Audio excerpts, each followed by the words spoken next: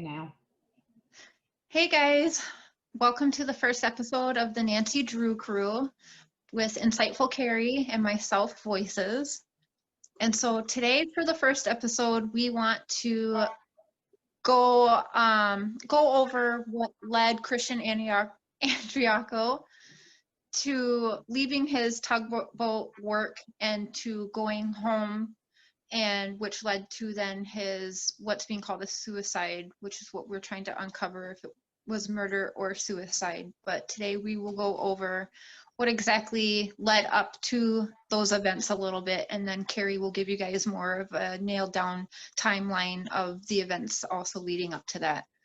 So I'll just jump into it and say that the date was what now of the phone call they started texting him a lot. They were Whitley, which we will get into, and her friend, who is also an ex-boyfriend to Whitley, and Whitley was the girlfriend to Christian at the time of this event. So you can see already things are pretty shady there.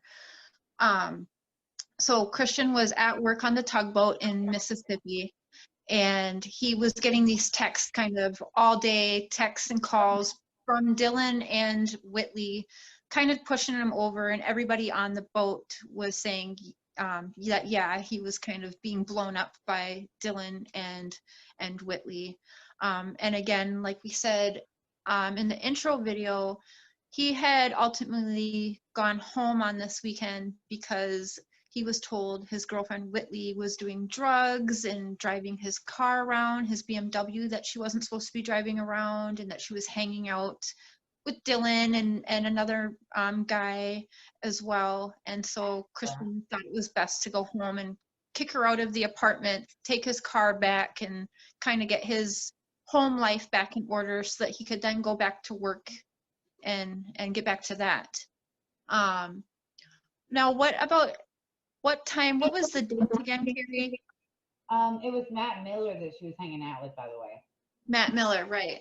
And it was February the 26th, 2014 that he was found in his apartment.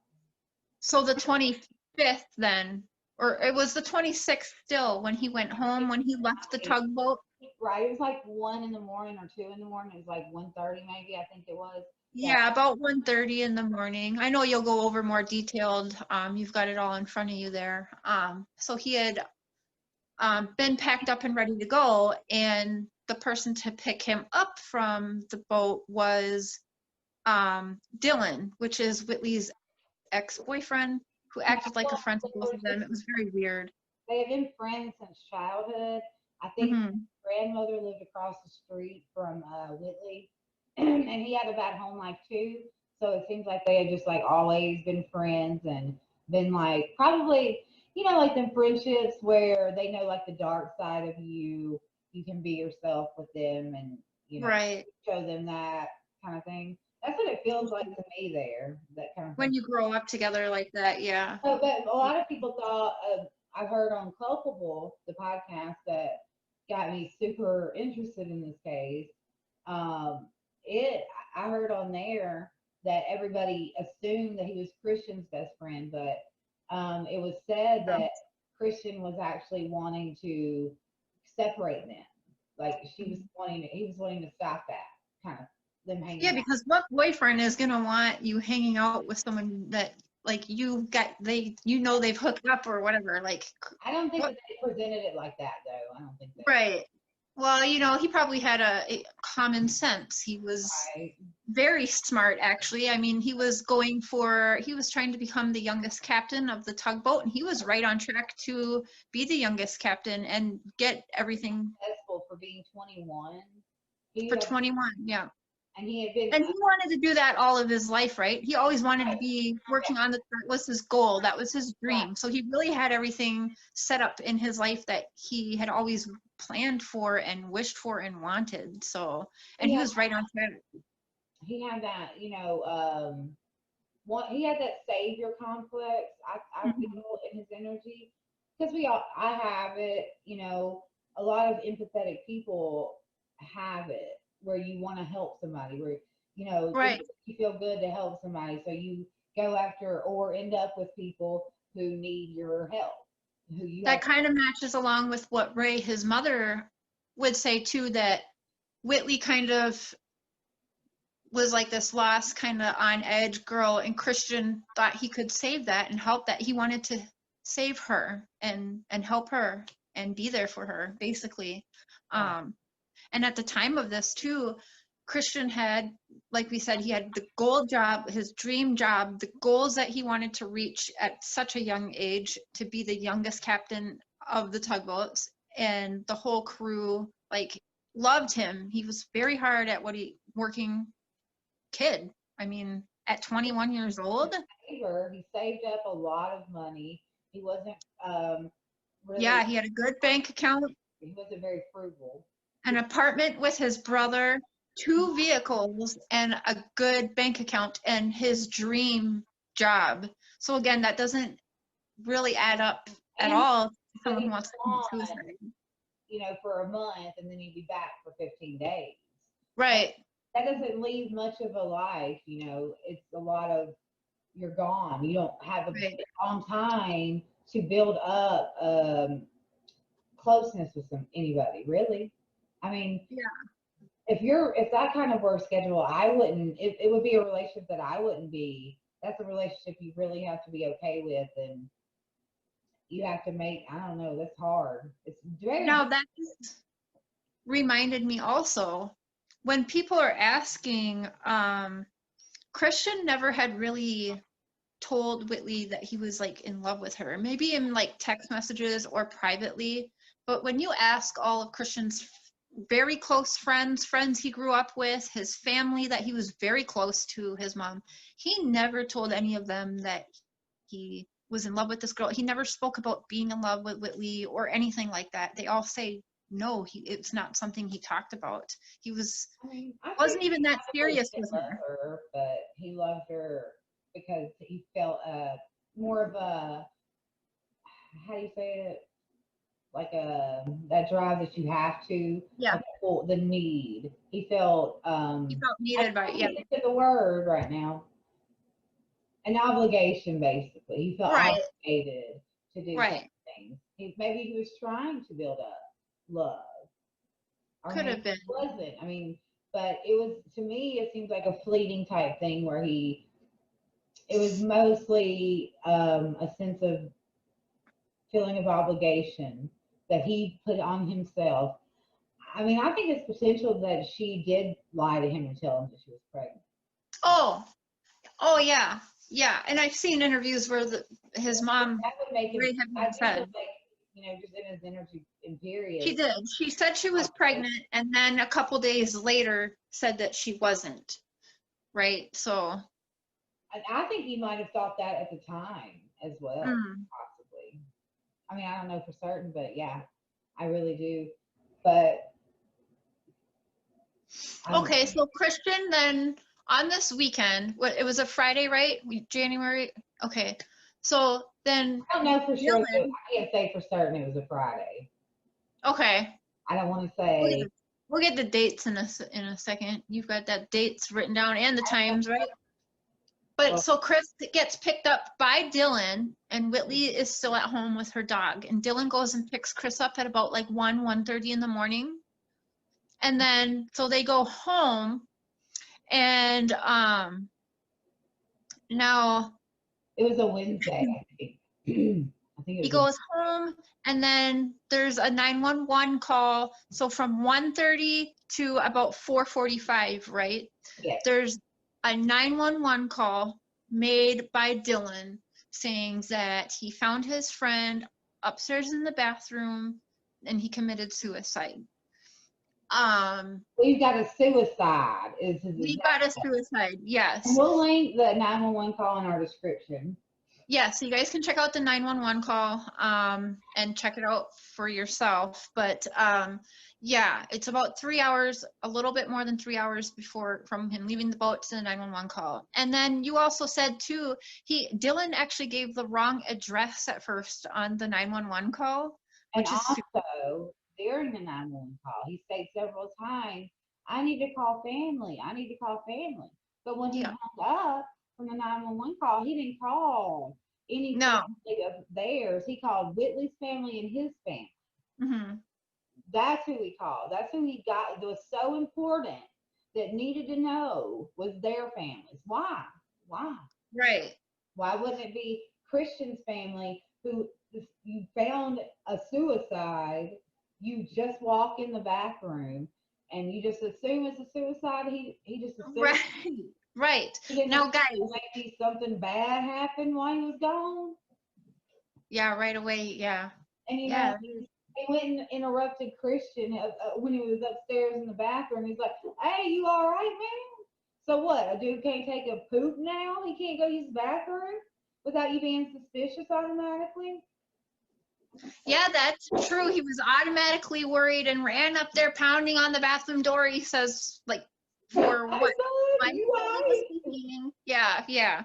So now, okay, that'll lead to how he was found at the bathtub, right? So he shot himself in the head, but he is leaned over the bathtub, head in the tub, leaned over. How do you shoot yourself when your hands are behind your back and your head is in the tub? Not only that, but the gun is wedged between your leg and the outside of the tub, but your head is in the tub and your hands are behind your back. How do you shoot yourself in the head like that? And how does the gun get wedged between your leg Right. and the bathtub, near the bottom of the base of the tub? You know what his position reminds me of, and I looked it up. It's called execution style. Right, right. But That is we'll get into literally it what in the a later mob episode. makes you get. That's the position that the mob gets in. Puts you Right. in before they shoot you in the head. Not only that, I heard he had to change clothes too. So how do you shoot yourself and then proceed to change your clothes? There was a knife found at the crime scene and the gun. Now, also I want to add, Christian had no gunpowder on his hands. He did, but it wasn't a lot. Right. It was, yeah, it wouldn't They be did- enough to be considered someone that just pulled the trigger and committed suicide. It didn't add up. But Whitley and Dylan did have gunpowder on their hands 18 hours And his after the gun was murder. decocked. His gun Yep. was decocked, a gun that you have to physically decock it. So I Right. shot myself in the head. Let me decock my gun real quick in case I need to shoot again. Yeah. So as he's in the tub like this, shot himself dead.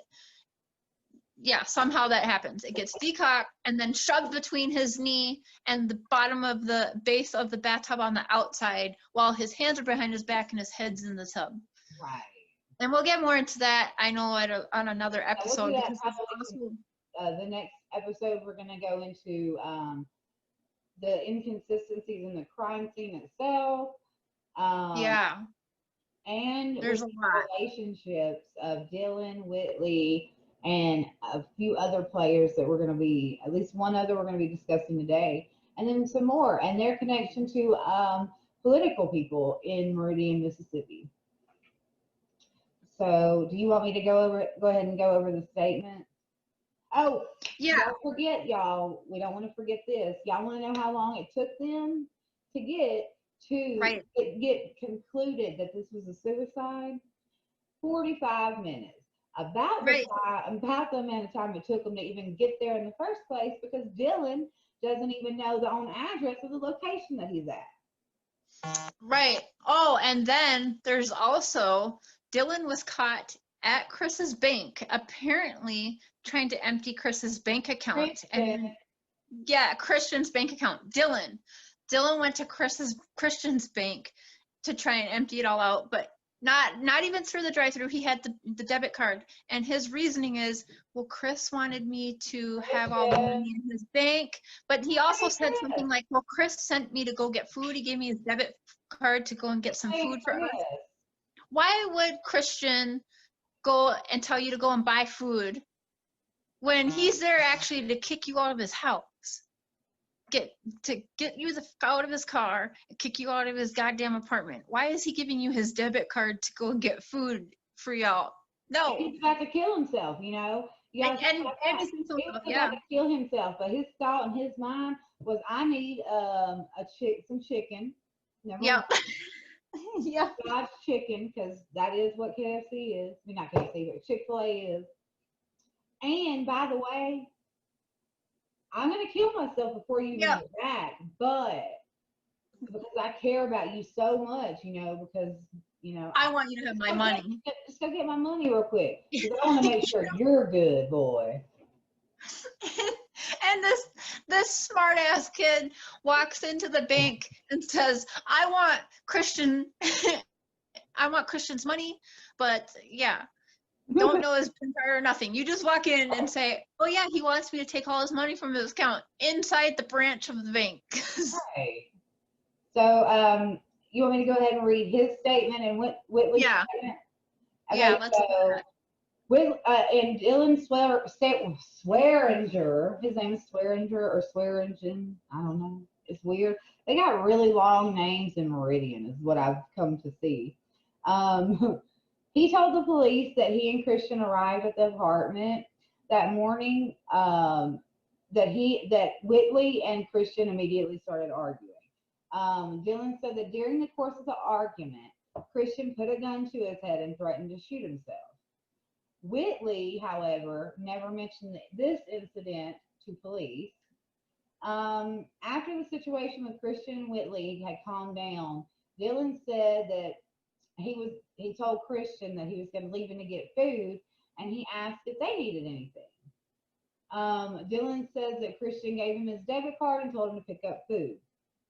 Of course, like we just mentioned. Dylan said that Christian also asked him to go to the credit union and take his money out of his account, in addition to going to the phone store to fix Whitley's phone that apparently Christian had broken in a earlier argument.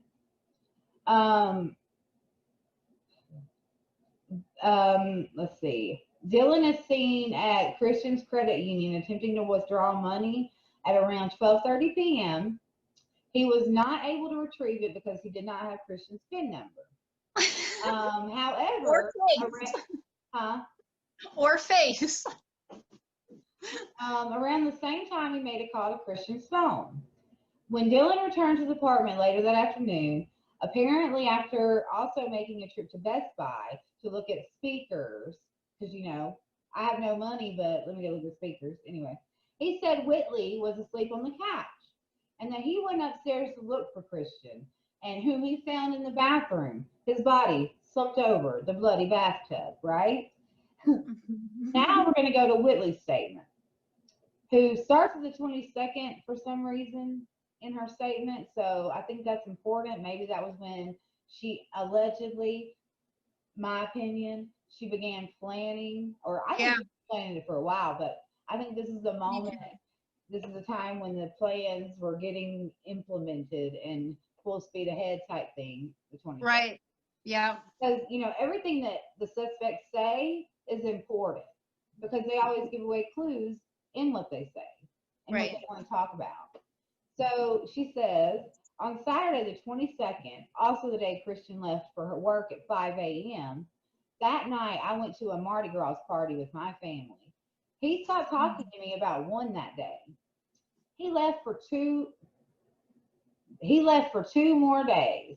He was also had trusted, I don't know what that means, but he left for 2 more days. He also had trust issues. And when I got in touch with him, he said he would rather me be at home missing him and didn't want me to go out from past issues we had without him. I contemplated breaking up with him and tried to convince myself we could work things out. Because a relationship without trust isn't a relationship. And we tried for so long, but she's talking about the 22nd to now. Look, that's weird. So long? That wasn't so long. To build up trust and be normal.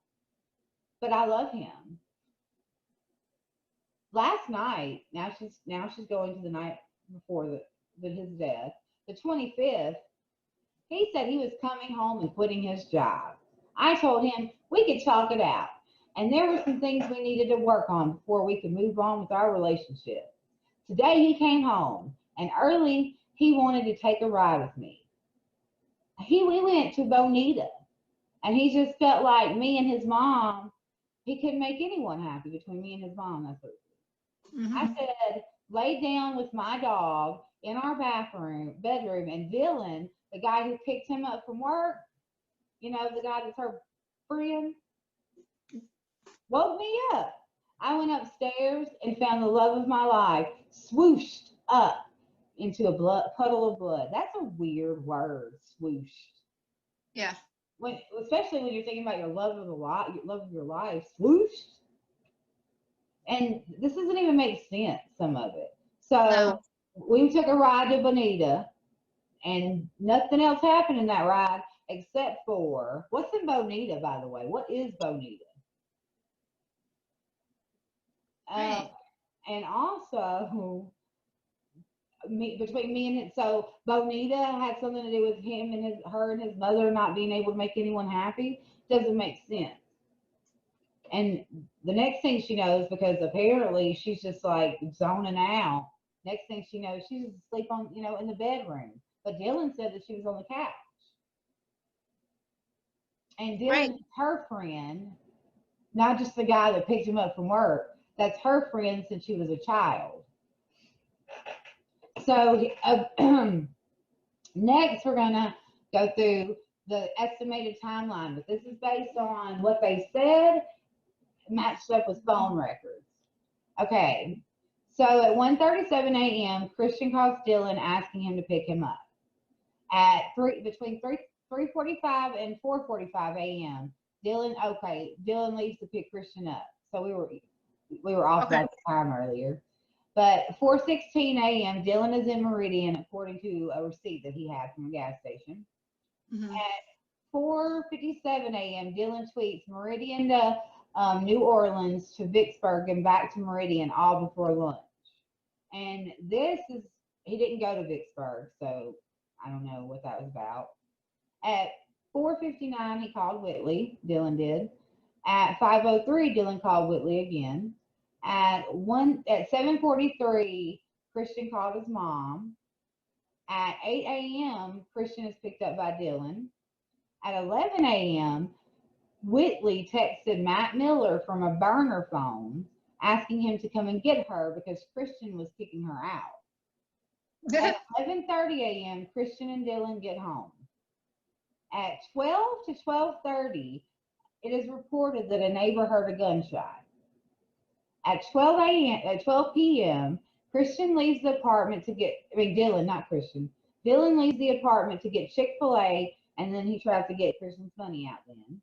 At 12:27, Dylan calls Brett Kennedy, who works at the bank that Christian, I guess I don't know if he works at Christian's or just another bank. And then at 12:29, Dylan was on surveillance at the bank. At 12:36, Dylan texts Christian's phone. At 12:37, he calls Christian's phone. At 12:37, Dylan calls his mom. At 12:39, Dylan receives a text from Christian's phone. At 12:40, Dylan calls Christian's phone. At 12:43, Dylan texts Christian's phone. At 12:55, he calls Brett Kennedy again. And at 1:06, he was at Chick-fil-A, according to the receipt. He gets a call from Brett Kennedy at 1:12, and he immediately calls him back like 4 minutes later. And Brett Kennedy calls Dylan again at 1:23. At 1:32 p.m., for call from Christian's phone to Matt Miller. No phone activity from 1:32 to 3:21. At 3:21, Brett Kennedy calls Dylan again. At 3:44, 2 calls to Matt Miller from Christian's phone. At 3:45, 2 calls from Matt Miller to Christian's phone. There are 7 calls to Matt Miller, the guy that Whitley Goodman was with the night that Christian decided to come home. This is why she wanted to come home, because she was at his house. Called him 7 times. This person that he didn't know, I guess, or wasn't friends with, but he called him 7 times right before he shot himself in the head. He was literally still at 3:50. If we're to believe Dylan's testimony, he was calling this man right up until he shot himself in the head. He sure really wanted to talk to Matt Miller. Right, right. Saved his life, What? right? Seems like Matt Miller could have saved his life. And then at 4:15, neighbor sees Dylan's truck, parked and running outside of the house. At 4:44, to be precise, Dylan calls 911. So while he's on the phone with 911, he said he needed to call family. This is who he called. He calls Whitley's mother, 2 calls to her at 4:48. At 4:49, Whitley's aunt they called to Whitley's aunt from Dylan's phone. At 4:50, 1 call to Dylan's mom from Christian's phone. So they have Christian's phone. At 4:51, called a friend of Christian from Christian's phone. So that's weird. It's very 4:52, call from Dylan's mom to Christian's phone. 5:04, officers arrive on the scene. At 5:11, 1 call to Matt Miller from Christian's phone. So again, who had Christian's phone? Because Christian's dead, and he was real. What's up, Whitley? What's up, Whitley? What's up, Whitley? What do you need to talk to Matt about? What do you need to talk to him about so bad? What'd you need, girl? I'm just wondering what you need to say. So at 5:36, Brett Kennedy calls Dylan again. Why do you want to call Dylan so much today, Brett Kennedy? What were y'all talking about? I'm curious. Who are you? Right. And then, and 5:11. Oh, that's already said that. So now let's hear some statements from Matt Miller. What does Matt Miller have to say about Whitley, who Whitley wanted to talk to so dang bad? So bad. So bad. Famous Matt Miller. Jet Miller is Matt Miller's cousin. This is about gun night, and that's the night prior to Christian. Oh yeah, they're just shooting guns, you know. Yeah, right. Oh, I mean, I am from Mississippi, so that is considered a Mississippi weekend event. But it was Tuesday that day, I think. It wasn't weekend. It was the middle of the week. Okay, we don't do that kind of activity in the middle of the week. Not on a Tuesday. That's a Saturday. It's cold in February. That's one of the coldest months here. Yeah. So, and you're not hunting with a 45, so. Okay, so Dylan and Whitley both had gunpowder. Dylan was not at the gun night, I don't believe. No, he wasn't. It was actually stated he wasn't. He wasn't at gun night. So he had gunpowder though too. Dylan, good old boy Dylan. Yeah. Sweet, kind Dylan who goes and gets people's phones fixed but didn't really go there. Anyway, so he asked Whitley if she wanted to shoot it. I would have shot it, but Whitley said she was too scared to shoot it. So I had my hands over her ears the whole time. Aww. Poor thing. So fragile. She's a fragile little thing. While Jet was shooting, said Matt. And I told the police numerous times, like over and over and over, like she was sitting in my lap, and I had my hands on her ears, you know. And she said she was too scared to shoot it. She knows she didn't get out and shoot that gun. She knows she didn't. That's what Matt Miller said. Yet, when the Andreacchio's private investigator, Max Mays, questioned Jet Miller, he gave a different story. Jet Miller told the private investigators that she did shoot it. I think he was just drunk, said Jet about Matt, who says that she didn't. Something like that. I don't know, you know. I talked to him and he's like, man, I don't even really know. That's almost like right on too. I'm like, well, dude, it's kind of a serious situation we have here. And as for the calls he got from Christian's phone, Matt Miller says they were calls from Whitley that he never answered. But he did finally speak to her shortly after she was questioned by the police. Mm-hmm. she said, so she's telling me this one story, right? Saying that she was asleep on the couch and she heard a gunshot and ran upstairs and found him. But that's what she said at first, said Matt Miller. Then a week went by or so, and I asked her, I was like, so what really happened? Mm-hmm. Sorry. You sound just like him too. It's perfect. I was like, so what really happened? Tell me the whole situation, what happened, you know?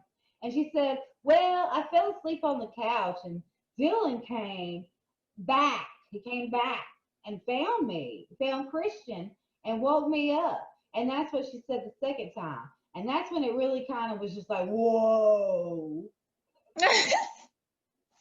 Whoa, hold up. Whoa, hold up, rewind. Wait a minute. And that was the second time. I was just like, kind of, whoa, you know.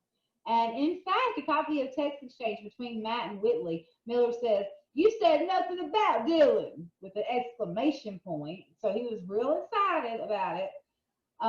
You said you found him with a big Y-O-U, like intense. That was an intense you, you know, that was like a you. And an exclamation point too, ooh, that's heated right there. That's a heated texting. Dylan didn't ever go upstairs. Dylan told me to check on him, and I did, and he was dead. That's what Whitley. So Whitley said to Matt that Dylan told her to go check on Christian, and when she did, she found him. Yeah, little lying hussy. This contradicts both of their statements, Dylan and Whitley's, that they told Right. police that I just read up there. Crime Watch Daily obtained a statement Matt Miller gave to police shortly after Christian's death, where he said, Whitley is a compulsive liar. She is a cheater and she is sneaky. When asked when he thought if Dylan or Whitley killed Christian, he said yes. The money, Matt Miller said. I think it was the money that drove them. Remember, Whitley thought Christian had taken out a life insurance policy. When we first started hearing that, oh, she was getting life insurance and that she was a beneficiary on a policy, I was like, a 21-year-old is talking about getting life insurance? Yeah. I wasn't sure when I was a 21-year-old. I know I wasn't, said Ray. That's what his mother, Christian's mother, Ray Andreacchio, said. Apparently, Dylan Swearingen thought so too. He even went to speak with Christian's grandfather about it. He went and said that Whitley's mother and her grandmother had sent him over to find out when the life insurance was going to pay out because she needed a car because, you know, she didn't have Christians anymore. That's what Ray said. And Meridian police claim that Christian and Andreacchio put a .45 caliber pistol to his head and pulled the trigger. Christian's grieving family doesn't feel like there's any way that is possible, and Right. I don't either. I don't either. They're convinced he's murdered as well as us. Yeah. They've been pushing this a lot. Like his mother has been subjected to abuse from people. The whole family. The whole family. Things about her. Having Whitley's boyfriend beat up people.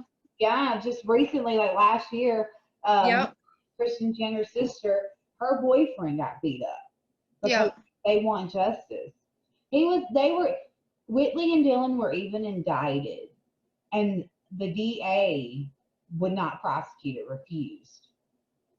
There's some major corruption going on. There's a lot of injustice in this case, and this doesn't even scan the surface. Right. Next week, we're going to go into the position of the body and the things that do not make sense, how it could be that way, the forensic evidence, as well as the relationships of Matt Miller,